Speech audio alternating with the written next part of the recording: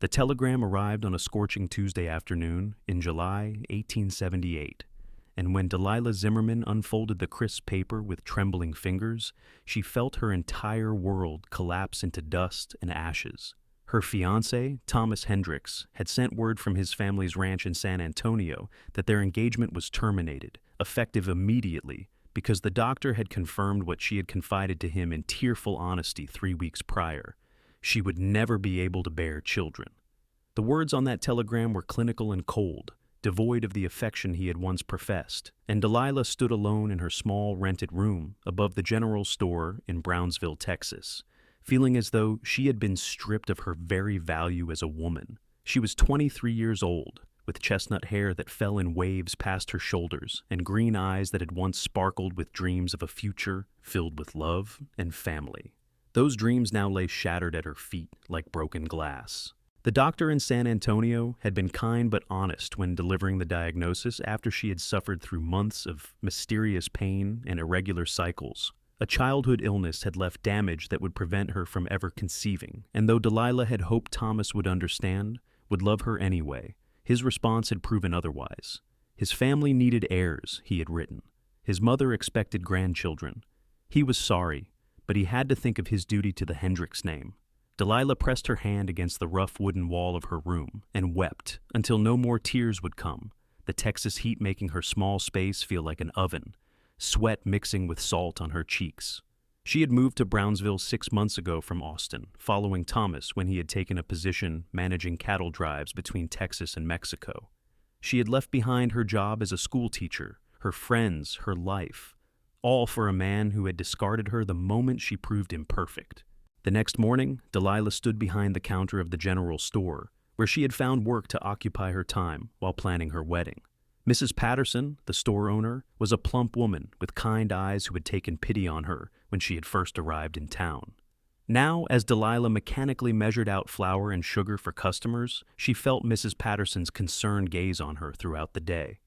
"You look like death warmed over, dear," Mrs. Patterson said during a lull in customers. "What has happened?" Delilah considered lying, but the kindness in the older woman's voice broke through her defenses. "Thomas has ended our engagement," she said quietly, focusing on wiping down the already clean counter. "He learned that I cannot have children, and he has decided I am not suitable as a wife." Mrs. Patterson made a sound of disgust. "That foolish boy. Any man who would cast aside a good woman for such a reason does not deserve you in the first place. But he is right, is he not?" Delilah's voice cracked, despite her effort to remain composed. "What man would want a wife who cannot give him children? What purpose do I serve?" "Your purpose is not defined by your womb, child," Mrs. Patterson said firmly, coming around the counter to grip Delilah's shoulders. "You are intelligent, kind, hard-working, and beautiful. Any man worth his salt would see that you are enough just as you are." Delilah wanted to believe those words, but the pain was too fresh, the rejection too raw. She nodded mutely and returned to her work, trying to lose herself in the familiar tasks of stocking shelves and helping customers. The day dragged on with oppressive slowness, the July heat making everyone irritable and short-tempered. By the time Mrs. Patterson closed the store at 6 in the evening, Delilah felt wrung out like an old dish rag. She climbed the narrow stairs to her room and collapsed onto her bed without bothering to light a lamp, staring at the darkening ceiling and wondering what she was supposed to do with the rest of her life. 3 days passed in a blur of mechanical motion. Delilah worked at the store, ate sparingly, and spent her evenings alone in her room, trying to formulate a plan. She could not stay in Brownsville, not when every corner reminded her of Thomas, of the future she had imagined. But where could she go? She had little money saved, and returning to Austin meant facing the pitying looks of everyone who had known about her engagement. On Saturday afternoon, as Delilah was helping a rancher's wife select fabric for new curtains, the bell above the door chimed, and a man walked in who immediately commanded attention. He was tall and broad-shouldered, with sun-darkened skin and dark brown hair that curled slightly at his collar. His eyes were a striking shade of blue-gray, like storm clouds, and he moved with the easy confidence of someone comfortable in his own skin. He wore typical cowboy attire, worn denim pants, a faded blue shirt, scuffed boots, and a hat that had seen better days. A gun belt hung at his hip, and his hands bore the calluses and scars of hard work. "Afternoon, madam," he said, tipping his hat to Mrs. Patterson. His voice was deep and warm, with a slight drawl that marked him as a Texan born and bred. "I am looking for some supplies, coffee, beans, flour, and anything else you might recommend for a month on the trail." "Of course, Mr. Sutton," Mrs. Patterson said with a smile. "Delilah, dear, would you help Mr. Sutton while I finish with Mrs. Henderson?" Delilah moved to assist him, grateful for something to occupy her mind. Up close, she could see that he was probably around 30 years old, with fine lines around his eyes from squinting into the sun, and a jagged scar along his jawline that suggested a violent past. Despite his rough appearance, there was something gentle in his expression, a quietness that put her at ease. "What kind of trail are you heading on?" she asked, beginning to gather the supplies he had listed. "Cattle drive," he replied, leaning against the counter with casual ease. "Taking a herd up north to Kansas. Should be gone about 6 weeks if the weather holds and we do not run into trouble." Delilah nodded, measuring out coffee beans into a cloth sack. "You will want hardtack as well, and some dried beef if you can afford it. The hardtack keeps forever and will fill you up when you are too tired to cook." A hint of a smile tugged at the corner of his mouth. "You sound like you have experience with trail life." "My father was a trail boss," she said, the memory bringing both warmth and sadness. "He had died 5 years ago, thrown from a horse during a storm. I grew up hearing stories about the drives and what men needed to survive them. Smart man to make sure his daughter knew practical things," Nathan Sutton said. He watched her work with an attentiveness that did not feel intrusive, merely interested. "What brings you to Brownsville? You do not strike me as someone who has been here long." It was a perceptive observation. Delilah still had the slightly out-of-place air of a newcomer, despite her months in town. "I came here for a job opportunity that did not work out as planned," she said carefully, unwilling to share more with a stranger. "I have been working here while I decide what to do next." Nathan nodded, seeming to sense that she did not want to elaborate. "Well, Mrs. Patterson is lucky to have you. You clearly know your business." They completed the transaction with efficient courtesy, and Nathan loaded his supplies into saddlebags slung over a patient roan horse tied outside. As he prepared to leave, he turned back and met Delilah's eyes with an intensity that made her breath catch. "I hope your next opportunity works out better than the last one," he said quietly. Then he was gone, riding down the dusty main street of Brownsville and disappearing into the late afternoon glare. "That is Nathan Sutton," Mrs. Patterson said, appearing at Delilah's elbow and making her jump.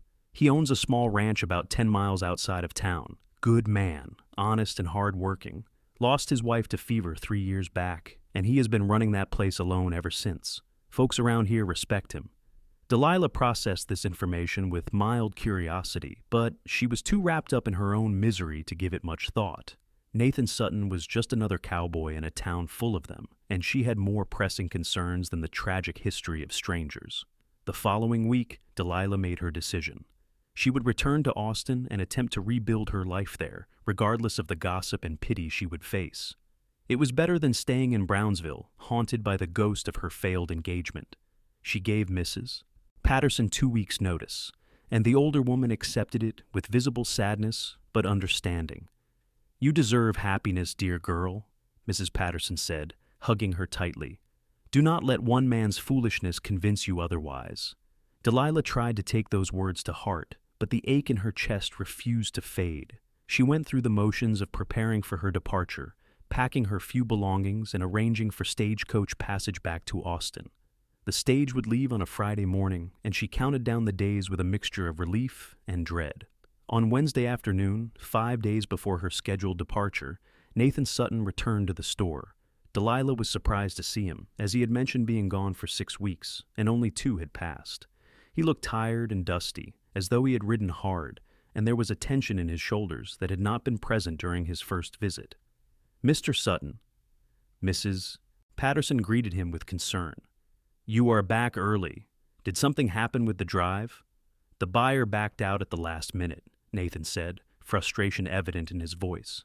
"We got all the way to the meeting point in San Antonio, and he claimed he did not have the funds. We had to turn around and bring the herd back. Wasted 2 weeks and a lot of money for nothing." "Oh, that is terrible," Mrs. Patterson sympathized. "What will you do now?" "Find another buyer, I suppose," Nathan said, running a hand through his hair. "But it will be tight." I spent most of my reserves preparing for this drive, and I still have ranch hands to pay." He shook his head, clearly trying to shake off his worry. "But that is my problem to solve.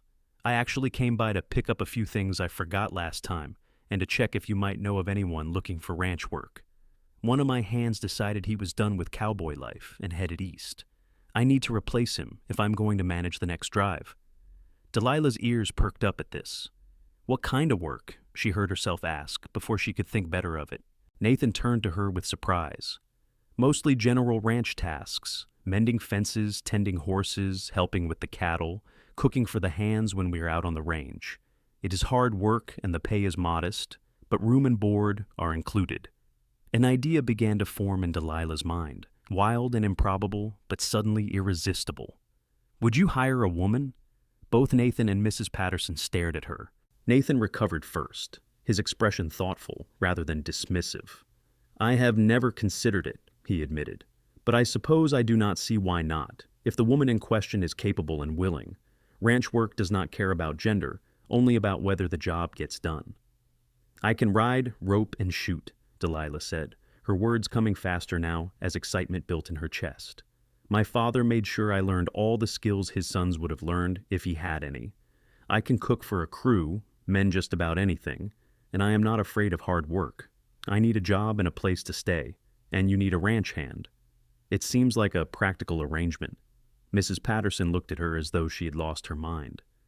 "Delilah, dear, are you certain about this? Ranch life is very different from working in a store." "I am certain," Delilah said, and she was surprised to realize she meant it. The idea of leaving Brownsville to hide in Austin suddenly felt cowardly. Here was an opportunity to do something entirely different, to prove to herself that she was more than the sum of her perceived deficiencies. "I grew up around ranches and cowboys, Mrs. Patterson. This is not foreign territory to me." Nathan studied her with those storm cloud eyes, and Delilah got the sense he was seeing past her neat appearance to something deeper. "Can you start Monday?" he asked. "I can start Saturday if you need me," Delilah replied. "Monday is fine." Nathan extended his hand, and Delilah shook it, feeling the rough calluses against her palm. His grip was firm, but not crushing, and there was something solid and reassuring about it. "I pay $15 a month plus room and board. You will have your own space in the bunkhouse, separate from the other hands. We work dawn to dusk most days, longer during drives. If you cannot handle something, I need you to say so, rather than trying to tough it out and getting hurt. Understood?" "Understood," Delilah agreed. They settled the final details, and Nathan gave her directions to his ranch before taking his leave. After he was gone, Mrs. Patterson turned to Delilah with a mixture of concern and admiration. "That is either the bravest or the most foolish thing you have done," she said. "Perhaps both," Delilah admitted. "But staying here, or running back to Austin with my tail between my legs, felt worse than taking a chance on something new." Friday evening, Delilah said goodbye to Mrs. Patterson and the few other people in Brownsville she had come to know. Saturday morning, she loaded her trunk onto a borrowed wagon and made the 10-mile journey to the Sutton Ranch, following the landmarks Nathan had described. The land was dry and scrubby, dotted with mesquite trees and prickly pear cacti, but there was a harsh beauty to it that appealed to something in Delilah's soul. The ranch itself was modest but well-maintained. A wooden house with a wide porch stood at the center, surrounded by a barn, a bunkhouse, several corrals, and various outbuildings. Cattle grazed in the distance, red and brown dots against the golden grass. Nathan emerged from the barn as Delilah drove up, wiping his hands on a rag. "You made it," he said, coming over to help her down from the wagon. "Good timing. The other hands are out checking the north fence line, so I can show you around without too much fuss." He gave her a thorough tour, pointing out where everything was kept and explaining the daily routines. The bunkhouse was divided into 2 sections, with one end curtained off for privacy. That would be Delilah's space, Nathan explained, complete with a small bed, a chest for her belongings, and a wash basin. It was simple but clean, and Delilah felt a surge of gratitude for his consideration in ensuring she would have some privacy. "The other hands are good men," Nathan said as they walked toward the main house. "Jake is the oldest, been working ranches since before I was born. He's gruff but fair. Miguel is quiet but an excellent horseman, and Sam is young but eager to learn. I have told them I was hiring someone new, but I did not mention you were a woman. Figured it was better to just let them meet you and make their own judgments. Will that be a problem? Delilah asked, suddenly nervous. Not if I have anything to say about it, Nathan said firmly. This is my ranch, and I will hire whoever I think is best for the job. If any of them have an issue with you being here, they can find work elsewhere. His certainty eased some of Delilah's anxiety, and she followed him into the main house so he could show her where the kitchen supplies were kept. The house was tidy, but clearly the domain of a man living alone. There were no curtains on the windows, no decorations on the walls, nothing to soften the hard edges of wood and leather. It felt lonely, and Delilah wondered what Nathan's wife had been like, whether she had tried to make this house a home before fever had stolen her away. The other ranch hands returned as the sun was setting, dusty and tired from a long day's work. Nathan introduced Delilah simply as the new hand, and she watched their reactions carefully. Jake, a weathered man with a gray beard and suspicious eyes, looked her up and down and grunted non-committally. Miguel, who appeared to be in his 40s with kind brown eyes and calloused hands, nodded politely. Sam, who could not have been more than 19, blinked in surprise but smiled. You ever worked a ranch before, miss? Jake asked, his tone making it clear he doubted it. All my childhood, Delilah replied evenly. My father was a trail boss. I learned from him. Knowing about something and doing it are different things, Jake said. Then I suppose you will see what I am capable of soon enough, Delilah said, meeting his gaze without flinching. Jake snorted but did not argue further. Nathan shot her an approving glance and suggested they all get some rest, as tomorrow would start early. Delilah lay in her narrow bunk that night, listening to the unfamiliar sounds of the ranch settling around her, and felt something she had not felt in weeks. Hope. It was fragile and tentative, but it was there nonetheless, a small flame in the darkness of her despair. The first week at the ranch tested every ounce of Delilah's strength and determination. She rose before dawn each day, stumbling out into the cool darkness to help with morning chores. There were horses to feed and water, stalls to muck out, fences to check and repair, and cattle to monitor for signs of illness or injury. The work was backbreaking and relentless, and by the end of each day Delilah collapsed into her bunk with muscles screaming in protest. But she did not complain, and she did not ask for special treatment. When Jake assigned her the filthiest jobs, clearly testing whether she would quit, she completed them without comment. When Miguel showed her a better technique for mending barbed wire fences, she listened and learned. When Sam asked for help gentling a skittish colt, she worked alongside him with patience and care. Nathan watched all of this from a distance, intervening only when necessary to give instructions or answer questions. Delilah was intensely aware of his presence, even when he was not nearby. There was something compelling about him, a quiet strength and decency that drew her attention despite her determination to focus solely on proving herself capable. On Friday evening, after a particularly grueling day spent branding new calves, Nathan approached Delilah as she was washing up at the pump behind the bunkhouse. The other hands had already gone inside, and the sky was painted in shades of orange and purple as the sun sank toward the horizon. You have done good work this week, Nathan said without preamble. Jake told me this afternoon that you are pulling your weight and then some. That is high praise coming from him. Delilah felt a rush of pride at his words. I told you I was capable. You did, Nathan agreed. He leaned against the fence post, his posture relaxed. I am curious, though. What made you decide to leave the store and take this job? Most women would not choose ranch work if they had another option. Delilah considered how much to tell him, then decided there was no point in hiding the truth. He would likely hear the gossip eventually anyway. I was engaged to be married, she said quietly, wringing out the cloth she had been using to wash her face and hands. But my fiancé ended the engagement when he learned I cannot have children. I had planned to leave Brownsville entirely, but then you offered this job, and it seemed like a better option than running away. Nathan was silent for a long moment, his expression unreadable in the fading light. Your fiancé was a fool, he said finally, his voice hard with anger on her behalf. To judge a woman's worth by something so far beyond her control shows a poverty of character that you are better off without. The words were similar to what Mrs. Patterson had said, but coming from Nathan, they hit differently. There was a conviction in his tone that made Delilah's throat tighten with unexpected emotion. Most men seem to feel differently, she managed to say. A wife who cannot provide children is considered useless. Then most men are fools, Nathan said flatly. He pushed off from the fence post and took a step closer, his eyes intense. There is more to a partnership than producing heirs. There is companionship, loyalty, shared work, and mutual respect. Any man who cannot see that is not worthy of being called a man. Delilah stared at him, something shifting in her chest. You sound like you speak from experience. Nathan's expression softened. My wife and I only had 3 years together before she died, but they were good years. We worked this ranch side by side, and I valued her partnership as much as her affection. We talked about having children, hoped for them, but it had not happened yet when she got sick. If she had lived and we had learned she could not conceive, it would not have changed how I felt about her. She was enough, just as she was. The raw honesty in his words made Delilah's eyes sting with tears she refused to shed. You are a rare man, Nathan Sutton, she said softly. No, Nathan disagreed. I am just a man who knows the difference between what matters and what does not. He tipped his hat to her and turned to go, then paused. You are doing well here, Delilah. I am glad you took the job. As he walked away, Delilah pressed her hand to her chest, feeling her heart beat hard and fast beneath her palm. Something was growing between them, something she had not anticipated and was not sure she was ready for.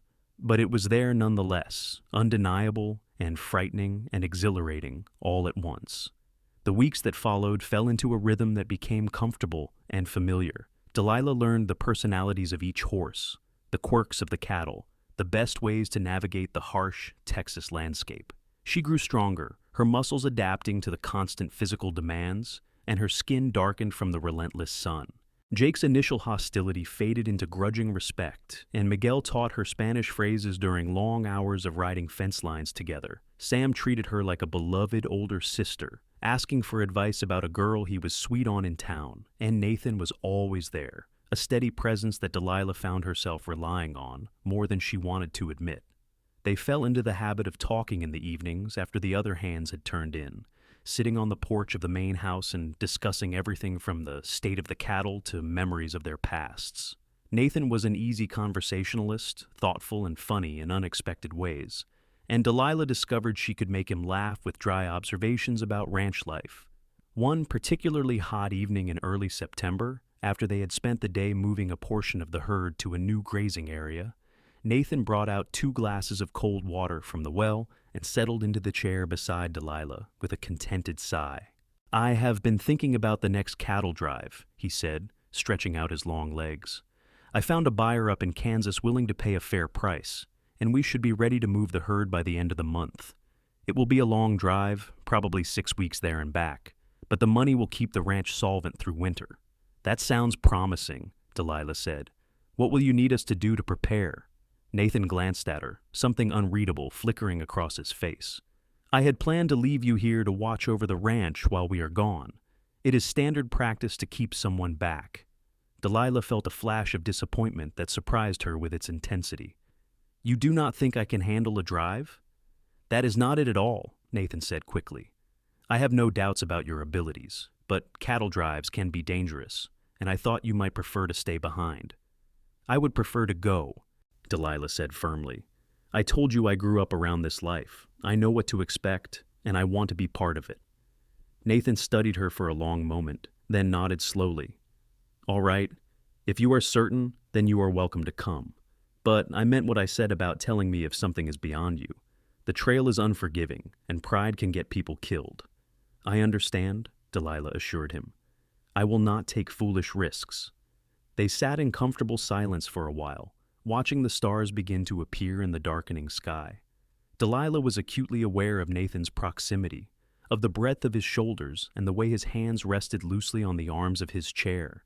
She had not allowed herself to think about him in romantic terms, too fearful of being hurt again, but it was becoming increasingly difficult to ignore the pull she felt toward him. Can I ask you something personal? Nathan said suddenly, breaking the silence. You can ask, Delilah replied, though her stomach clenched with apprehension. Whether I answer depends on the question. Do you regret coming here? Nathan asked, turning to look at her. Leaving behind your former life and taking this job? Delilah considered the question seriously, weighing her answer. No, she said finally. I was miserable in Brownsville, living in limbo and trying to figure out how to move forward. Coming here gave me purpose again. It reminded me that I am more than my ability to bear children, that I have skills and value beyond what one man deemed important. She met Nathan's gaze and held it. You gave me that, whether you intended to or not. So no, I do not regret it at all. Nathan's expression softened into something warm and tender. Good, he said quietly.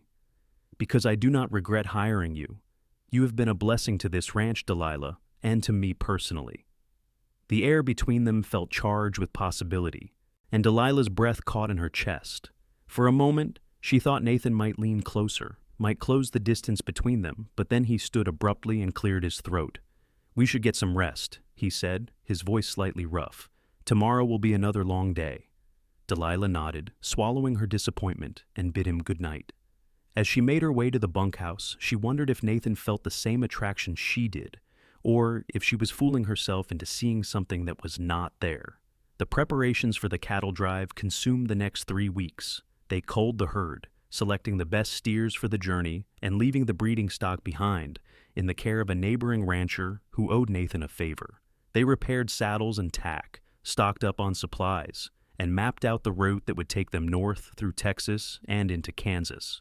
Delilah threw herself into the work with single-minded determination, but she could not shake the awareness of Nathan that seemed to grow stronger with each passing day. She noticed the way his shirt stretched across his back when he lifted heavy loads, the sound of his laughter when Sam told a terrible joke, the gentleness with which he handled injured animals. She noticed, and she tried desperately not to care, but it was a losing battle.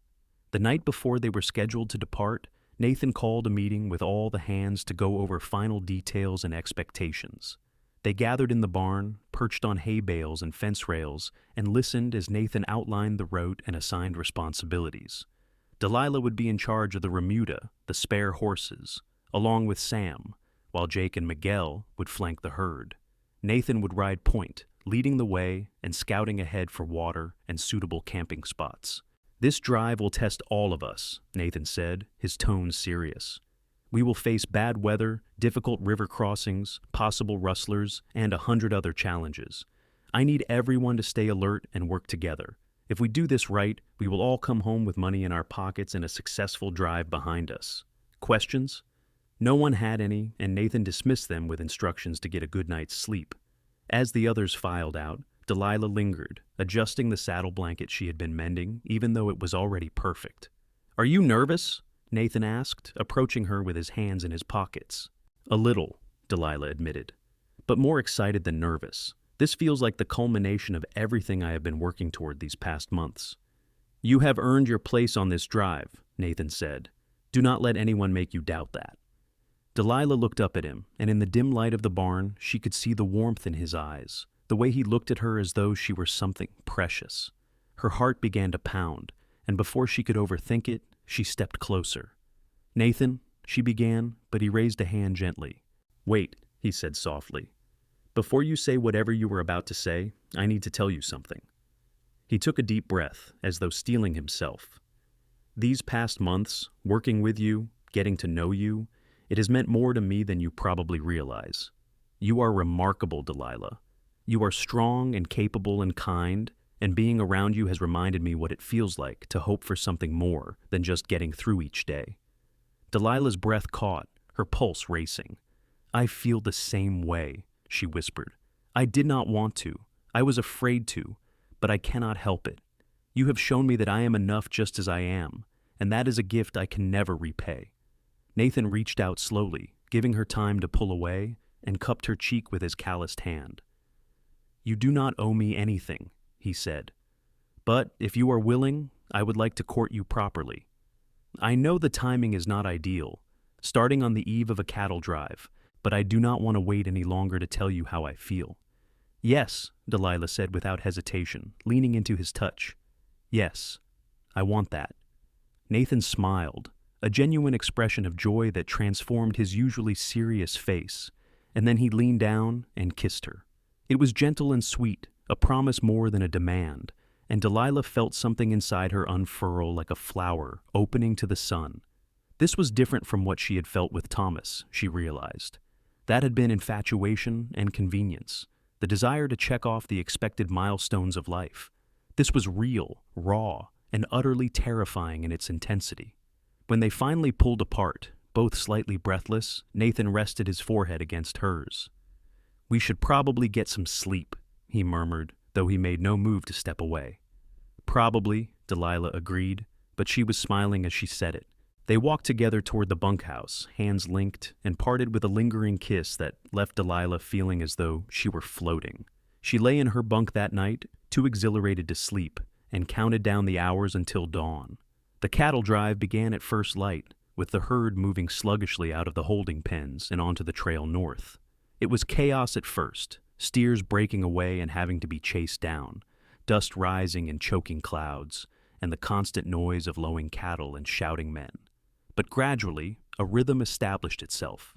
The herd stretched out in a long line, the experienced steers settling into a steady pace, while the cowboys rode alongside, keeping stragglers in check. Delilah and Sam rode at the rear with the remuda, a string of 15 horses that would be rotated throughout the drive to keep the working mounts fresh. It was a critical job, as losing the spare horses could cripple the entire operation. Delilah kept a sharp eye on the herd, noting which horses were limping or seemed off, and made sure they stayed together as a group. The first few days were relatively uneventful, with good weather and easy terrain. They made decent progress, covering about 15 miles each day, and camped each night beside creeks or watering holes that Nathan had scouted in advance. The routine was exhausting, but satisfying. Rise before dawn, get the herd moving, ride all day in the heat and dust, make camp, eat a simple meal, and collapse into bedrolls around the campfire. Nathan rode up to check on Delilah several times each day, ostensibly to get reports on the horses, but really, she suspected, just to see her. They could not show affection openly in front of the other hands, but there were stolen moments of conversation and meaningful glances that sustained her through the long, difficult hours. On the 5th night out, a storm rolled in from the west, dark clouds piling up like mountains and lightning flickering in the distance. Nathan ordered everyone to secure the herd and the horses as best they could and to prepare for a rough night. The storm hit with furious intensity, rain pouring down in sheets and wind howling across the open prairie. The cattle grew restless, and it took all of the hands working together to keep them from stampeding. Delilah clung to her saddle as her horse danced nervously beneath her, rain streaming down her face and making it nearly impossible to see. She heard Nathan shouting orders somewhere to her left, and Jake's answering call from the right. Lightning struck close by, the crack of thunder so loud it felt like a physical blow, and one of the steers bolted, taking a dozen others with it. "On your left!" Nathan's voice cut through the storm, and Delilah wheeled her horse around, chasing after the fleeing cattle. Her hat flew off, snatched away by the wind, but she ignored it, focused entirely on turning the stampeding animals back toward the main herd. Miguel appeared beside her, his lasso already spinning, and together they managed to head off the lead steer and force the group to circle back. The storm raged for 3 hours before finally blowing itself out, leaving everyone soaked, exhausted, and shaken. Miraculously, they had lost only 2 steers and no horses, though several of the animals had minor injuries that would need tending. Nathan called for a head count and an assessment of damages, and it was nearly dawn before he was satisfied that everything was under control. "Hell of a first storm," Jake said to Delilah as they huddled around a sputtering campfire, trying to dry out. "You did good work out there, girl. Kept your head when a lot of folks would have panicked." Coming from Jake, it was high praise indeed, and Delilah felt a flush of pride even through her weariness. "Thank you," she said, "though I would be lying if I said I was not terrified." "Fear is not a problem as long as you do not let it stop you," Jake said, a rare smile crossing his weathered face. "You did not let it stop you." When the hands finally bedded down to catch a few hours of sleep before the day's ride began, Nathan pulled Delilah aside, his expression tight with concern. "Are you all right?" he asked quietly, his hands gripping her shoulders as though to assure himself she was real and whole. "I am fine," Delilah assured him, though she was trembling slightly from the aftermath of adrenaline, tired and wet, but fine. "You scared me," Nathan admitted, his voice rough. "When that steer bolted and you went after it, all I could think was, what if something happened to you? What if you got hurt or killed because I brought you on this drive?" "Nathan, stop!" Delilah said firmly, reaching up to touch his face. I chose to come. I wanted to be here, and I can handle myself. You do not need to protect me from the life I signed up for.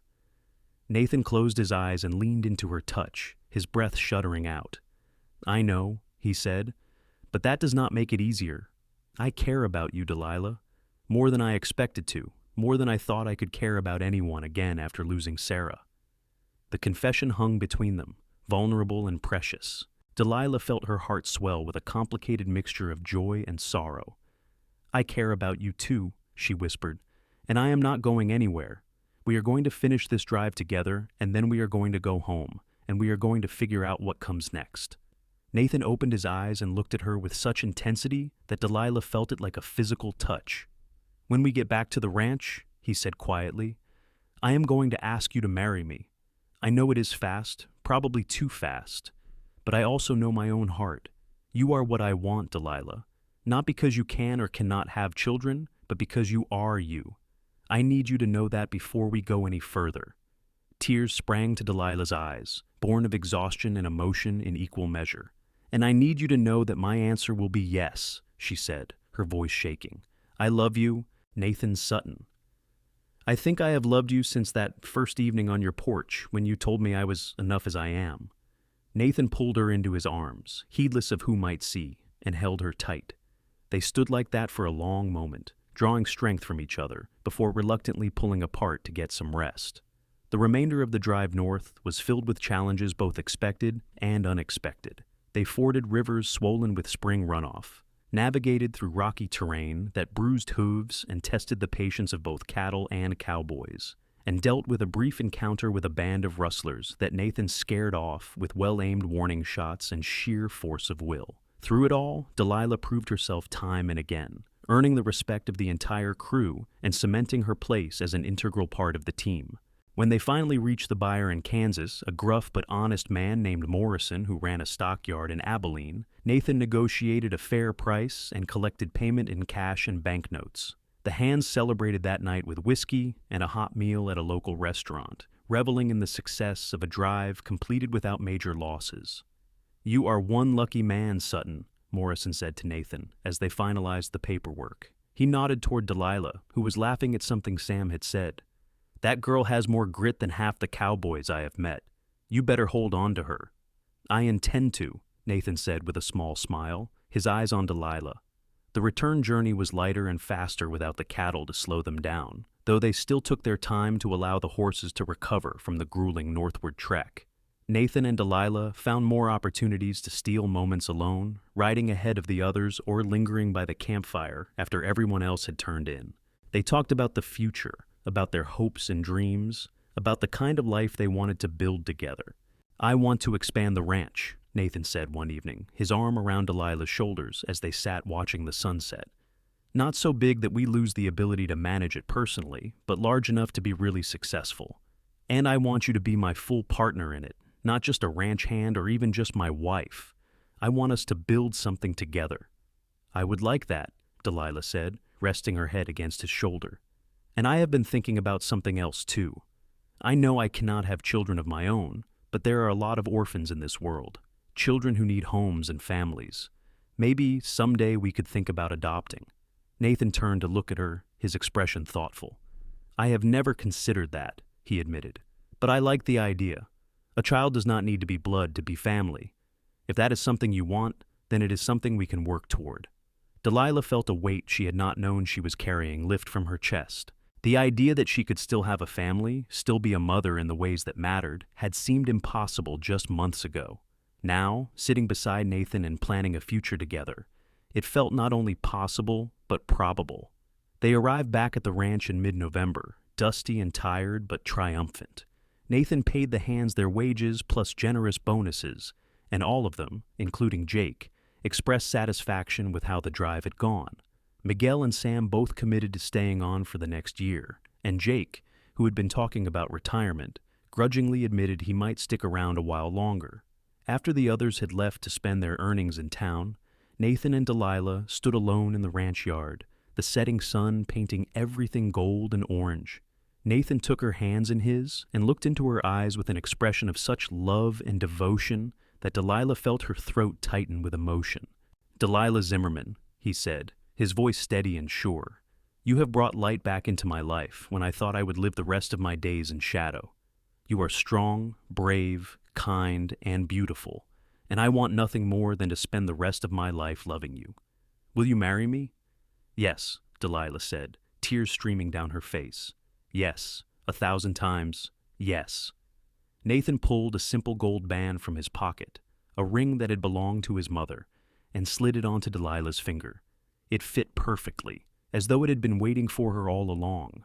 Then he kissed her, deep and passionate and full of promise, and Delilah felt complete in a way she never had before. They were married 3 weeks later in a simple ceremony at the small church in Brownsville, with Mrs. Patterson and the ranch hands in attendance. Delilah wore a dress that Mrs. Patterson had helped her sew, pale blue cotton with lace at the collar and cuffs, and Nathan wore his best suit, his hair slicked back and his eyes never leaving his bride. The Reverend pronounced them husband and wife, and when Nathan kissed her, the small gathering erupted in cheers and applause. The celebration afterward was held at the ranch, with tables laden with food that the neighboring ranchers had contributed. There was music and dancing, laughter and toasts, and through it all, Nathan and Delilah moved as though in a dream, unable to believe their good fortune in finding each other. As the evening wound down and guests began to depart, Nathan led Delilah into the main house, which had been transformed in the weeks leading up to the wedding. There were curtains on the windows now, rugs on the floors, and small touches of decoration that made it feel like a home rather than just a shelter. Delilah had put her own stamp on the space, and Nathan had encouraged every change, delighting in seeing the house come to life. "Welcome home, Mrs. Sutton," Nathan murmured, pulling Delilah into his arms. "It feels right," Delilah said, looking around at the space that was now hers as much as his. "All of it feels right." They stood together in the quiet house, holding each other close, and Delilah marveled at how much her life had changed in just 6 months. She had gone from broken and rejected to loved and valued, from believing she was not enough to knowing, with absolute certainty, that she was exactly enough for the man who held her. The first year of marriage was an adjustment, as all first years are, but it was filled with more joy than difficulty. Delilah and Nathan worked the ranch side by side, their partnership extending to every aspect of their lives. They made decisions together, shared the burdens and the triumphs equally, and grew more deeply in love with each passing season. In the spring of 1880, nearly 2 years after they had met, Nathan came home from town with news that made Delilah's heart skip a beat. "There is an orphanage in San Antonio," he said, his eyes bright with excitement. "Run by the church. They are looking for families willing to take in children, particularly older children, who have a harder time finding placement. I thought, if you are ready, we could go meet with them. See if there is a child who might be a good fit for our family." Delilah had been kneading bread dough, but at Nathan's words she abandoned it and threw her arms around his neck. "Are you serious? You really want to do this?" "I really want to do this," Nathan confirmed, holding her tight. "I want a family with you, Delilah. However that family comes together, it does not matter to me." They made the trip to San Antonio 2 weeks later, riding together in a wagon with supplies and hope in their hearts. The orphanage was a large, somewhat shabby building run by a nun named Sister Margaret, who had a stern face but kind eyes. She listened as Nathan and Delilah explained their situation, then nodded thoughtfully. "We have many children who need homes," she said. "But I want to be clear that adopting, especially adopting older children, comes with challenges. These children have experienced loss and hardship. They may not trust easily or love easily. They will test your patience and your commitment. Are you prepared for that?" "We are," Delilah said firmly, Nathan nodding beside her. "We understand it will not be easy, but we have love to give and a good home to offer. That has to count for something." Sister Margaret smiled, the expression softening her entire face. "It counts for a great deal," she said. "Come, let me introduce you to the children." They spent the afternoon at the orphanage, meeting children of various ages and backgrounds. Some were shy, hiding behind Sister Margaret's skirts. Others were bold, sizing up Nathan and Delilah with the calculating eyes of those who had learned to be wary of adults. Delilah felt her heart break and mend a dozen times over as she listened to their stories and saw the hope and fear warring in their young faces. It was near the end of the day when Delilah noticed a boy sitting alone in a corner of the courtyard, a book open on his lap, though he did not seem to be reading. He appeared to be around 10 years old, with dark hair that needed cutting and brown eyes that held a wariness far beyond his years. "Who is that?" Delilah asked Sister Margaret quietly. "That is Daniel," Sister Margaret said, her voice sad. "He has been with us for 3 years, since his parents died of cholera. He is a good boy, smart and well-behaved, but he has been passed over many times because he is older and very reserved. People want babies or young children, not a boy who is nearly grown." Delilah walked over to Daniel, aware of Nathan following her. "Hello," she said, crouching down so she was at eye level with him. "I am Delilah, and this is Nathan. What are you reading?" Daniel looked up at her, suspicion and hope mingling in his expression. "It is a book about horses," he said quietly. "I like horses." "We have horses," Nathan said, kneeling beside Delilah. "A whole ranch full of them, actually. Do you know how to ride?" "A little," Daniel admitted. "My father taught me before he died." Delilah and Nathan exchanged a glance, and in that moment, they both knew. This was their son, if he would have them. "Daniel," Delilah said gently, "how would you feel about coming to live with us? We have a ranch outside of Brownsville, and we have been hoping to find a child to join our family. We would love for that child to be you, if you were willing." Daniel stared at them, his face a mixture of disbelief and desperate hope. "You want me?" he asked, his voice barely a whisper. "But I am not a baby. I am not cute." "We do not want a baby," Nathan said firmly. "We want you. You seem like a smart, capable young man, and we think you would fit in well on our ranch. But this is your choice too. We will not force you. You can think about it and let us know." Daniel was quiet for a long moment, his eyes searching their faces as though trying to determine if this was a cruel joke. Then, slowly, he nodded. "I would like to come with you," he said. "If you really mean it." "We really mean it," Delilah said, her voice thick with emotion. She reached out and took Daniel's hand, and after a moment's hesitation, he squeezed back. The process of adoption took several weeks, with paperwork to complete and background checks to pass. But finally, in the early summer of 1880, Daniel officially became Daniel Sutton. They brought him home to the ranch, where the hands had already prepared a room for him in the main house and were excited to meet the newest member of the family. Daniel was tentative at first, unsure of his place and constantly waiting for the other shoe to drop. But Nathan and Delilah were patient, showing him through their actions that he was wanted and loved. Nathan taught him advanced riding and roping, treating him as a capable person rather than a fragile child. Delilah helped him with reading and arithmetic, challenging his mind and encouraging his curiosity.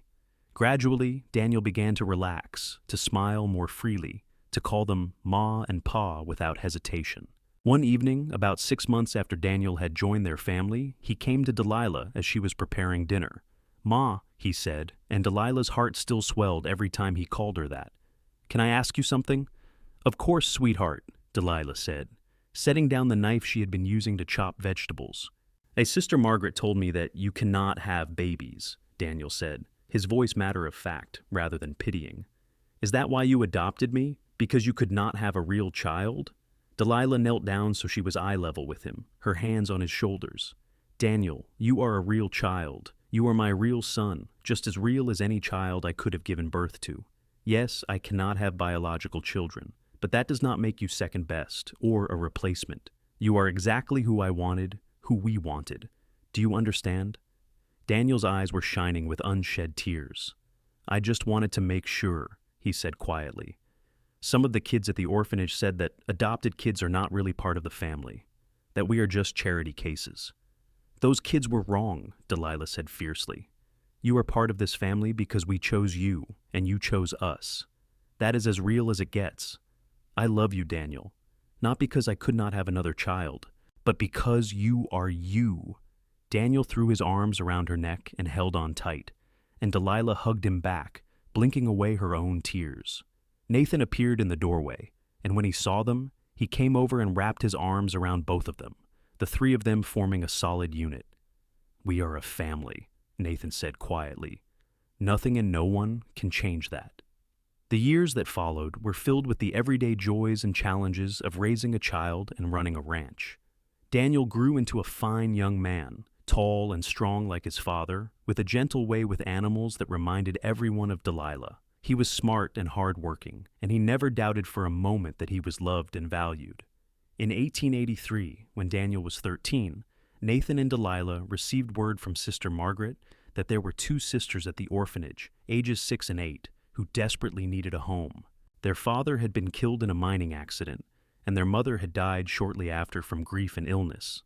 The sisters, Emma and Rose, were inseparable and terrified of being split up. Nathan and Delilah made the trip to San Antonio again, this time with Daniel in tow. When they met the two little girls, both with blonde hair and blue eyes and an air of fragile bravery, it took all of 2 minutes for Delilah to know they were meant to be part of the family. Daniel, who had been skeptical about having siblings, melted when Emma, the younger one, shyly asked if he liked horses. "I love horses," he said seriously.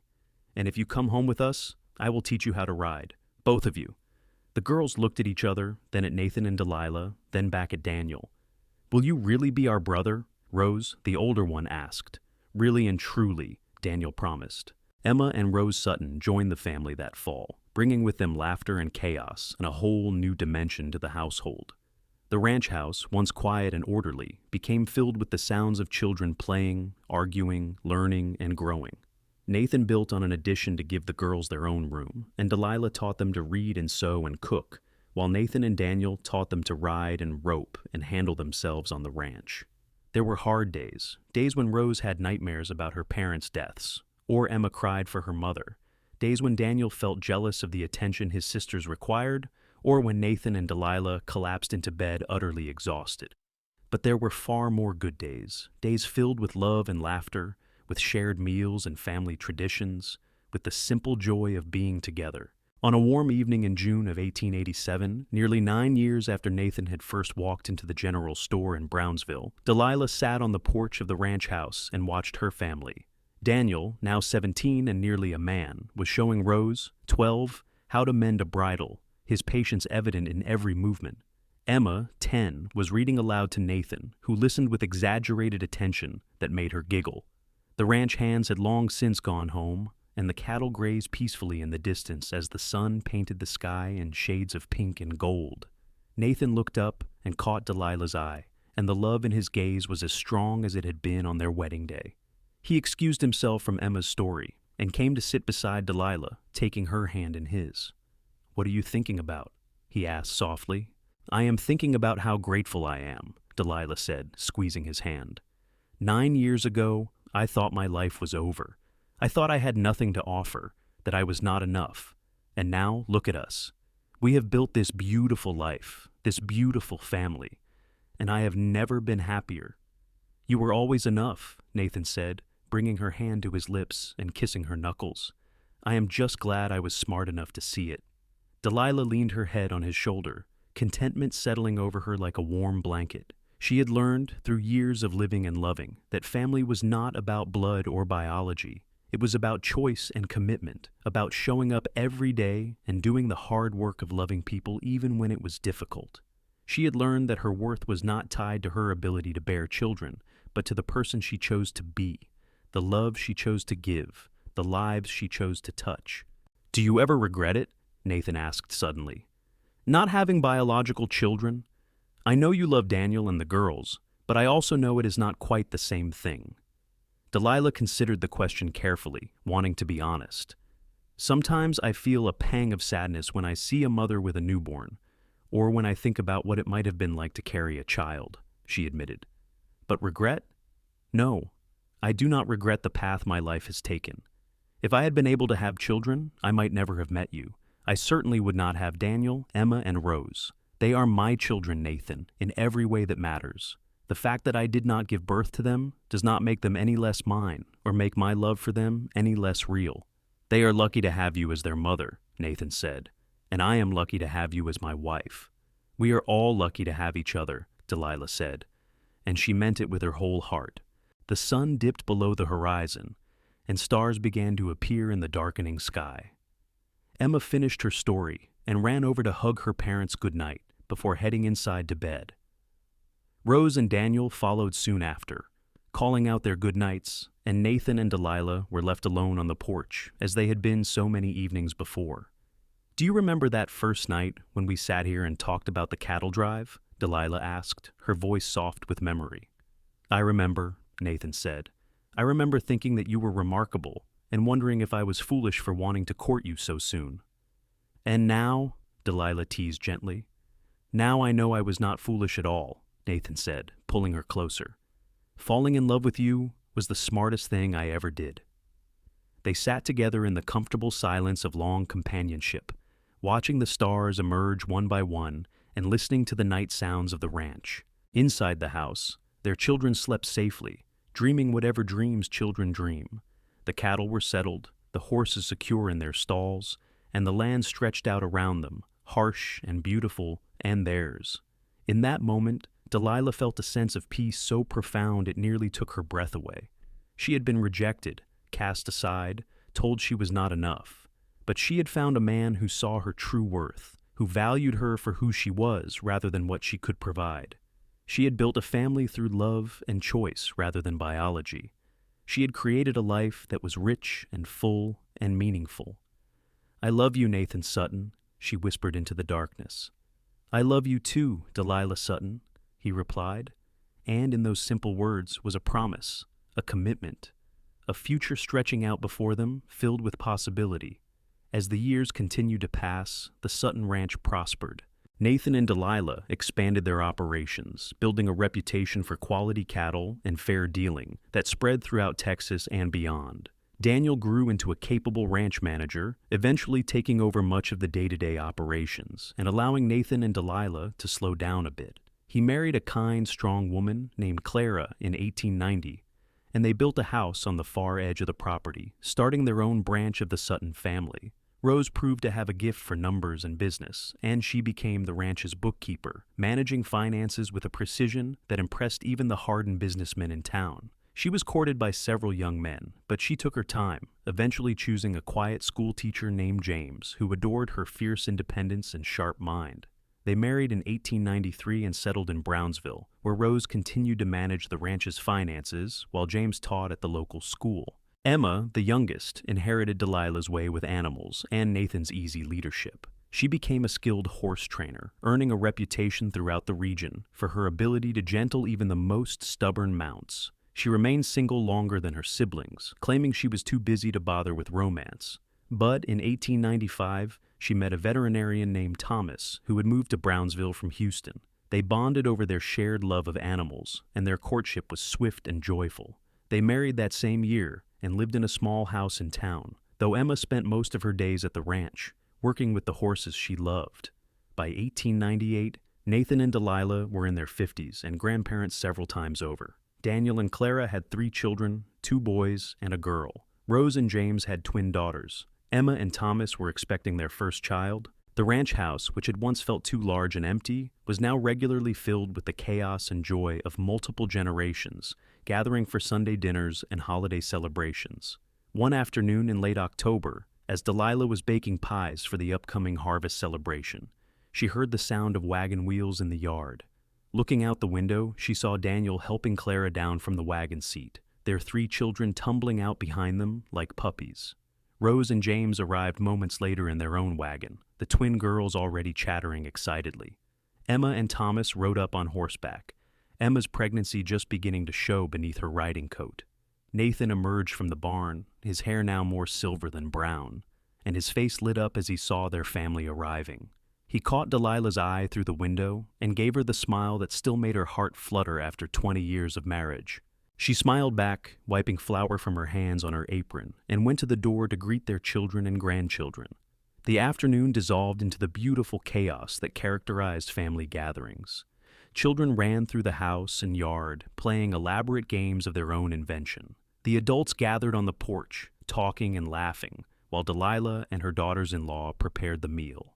Nathan and his sons-in-law discussed ranch business and town politics.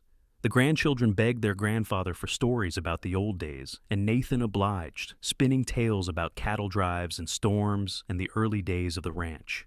As evening fell, and the family gathered around the long table Nathan had built to accommodate their growing numbers, Delilah looked around at the faces she loved and felt overwhelming gratitude.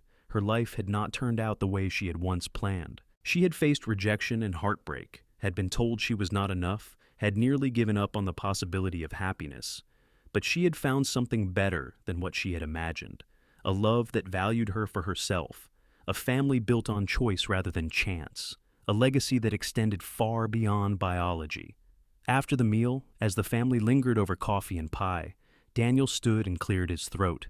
"Clara and I have an announcement," he said, glancing at his wife with a smile. "We are expecting another child in the spring." The table erupted in cheers and congratulations, and Delilah felt tears prick her eyes as she hugged her son and daughter-in-law. 4 grandchildren, soon to be 5. Children who existed because she and Nathan had chosen to build a family through adoption, who existed because they had believed that love was more important than blood. "Ma," Daniel said softly, catching her alone for a moment in the kitchen as she refilled the coffee pot. "I want to thank you." "For what?" Delilah asked, surprised. "For choosing me," Daniel said simply. "For proving that family is about more than biology. If you and Pa had not adopted me, I would not have this life. I would not have Clara or my children or any of it. You gave me everything, Ma. I just wanted you to know that." Delilah set down the coffee pot and pulled her son into a tight hug, not caring that he was now nearly a foot taller than her. "You gave me everything too," she said, her voice thick with emotion. "You and your sisters and this family we built together. You made me a mother, Daniel. That is a gift I can never repay." They stood together in the warm kitchen, mother and son, and Delilah marveled once again at the strange and beautiful path her life had taken. She had been rejected for her inability to bear children, cast aside as though that defined her entire worth. But Nathan had seen the truth. She was enough, just as she was. And together, they had built something more lasting than biology could ever provide. As the years advanced into the new century, Nathan and Delilah gradually stepped back from the active management of the ranch, handing over the reins to Daniel while they enjoyed a slower pace of life. They spent their days tending a large garden, riding out to check on the cattle purely for pleasure rather than necessity, and spoiling their ever-growing brood of grandchildren. On a warm spring evening in 1903, 25 years after they had first met, Nathan and Delilah sat on their beloved porch and watched the sunset. They were older now, their bodies bearing the marks of decades of hard work, but their love had only deepened with time. Nathan's hand, still strong despite the arthritis that was beginning to plague his joints, held Delilah's tightly. "Do you remember what I told you that first evening on this porch?" Nathan asked, his voice still warm and steady despite his years. "You told me many things," Delilah said with a smile. "Which particular thing do you mean?" "I told you that you were enough, just as you are," Nathan said. "I told you that any man who could not see that was not worthy of being called a man." "I remember," Delilah said softly. "Those words changed my life, Nathan. They gave me hope when I thought I had none left. They were true then, and they are true now," Nathan said, bringing her hand to his lips and kissing it gently. "You have always been enough, Delilah. More than enough. You have been my partner, my love, my best friend. You have been an extraordinary mother to our children and a wonderful grandmother to our grandchildren. You have built a legacy of love that will outlast both of us. How could you ever think you were not enough?" Delilah felt tears slide down her cheeks, but they were tears of joy rather than sorrow. "I was so broken when you met me," she said, "so convinced that my inability to have children made me worthless. But you showed me that worth is not measured in such narrow terms.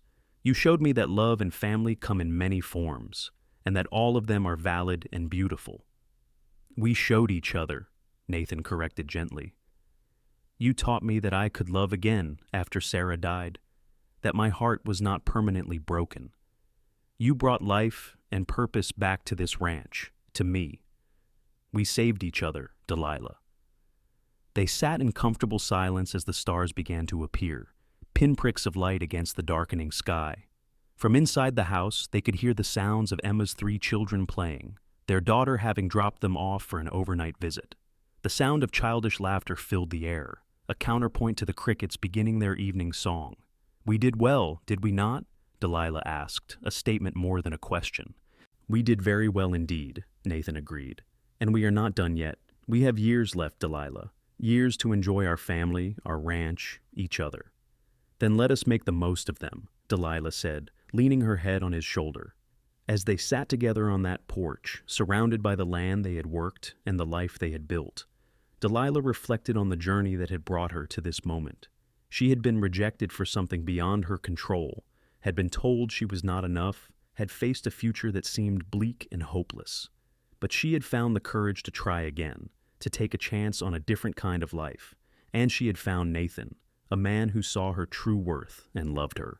Not despite her perceived flaws, but because of everything she was.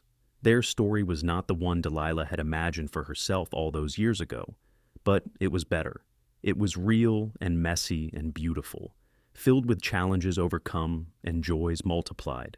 It was a testament to the power of love and choice, to the truth that family is what you make it, not what biology dictates. As the evening deepened and the stars multiplied overhead, Nathan and Delilah remained on their porch, hands linked, hearts intertwined, two souls who had found each other in the vastness of the Texas frontier and built a life that would endure long after they were gone. Their children would tell their stories to the next generation, passing down the legacy of love and resilience that Nathan and Delilah had created. And perhaps, somewhere down the line, another young woman who felt broken and not enough would hear the story of Delilah Zimmerman's Sutton and find hope that she too could build a beautiful life, regardless of what others said about her worth. That was the true gift Nathan had given Delilah all those years ago in the general store, and in the days and years that followed, the certainty that she was enough, just as she was. And that gift, that fundamental belief in her own worth and value, had been the foundation upon which everything else was built. As the moon rose over the Sutton Ranch, casting silver light across the land, Nathan and Delilah rose from their chairs and went inside, ready to tuck their grandchildren into bed with stories and songs. Tomorrow would bring new challenges and new joys, as all tomorrows did, but they would face it together, as they had faced everything for the past 25 years. And that, Delilah thought as she kissed her sleeping grandchildren goodnight, was more than enough. It was everything.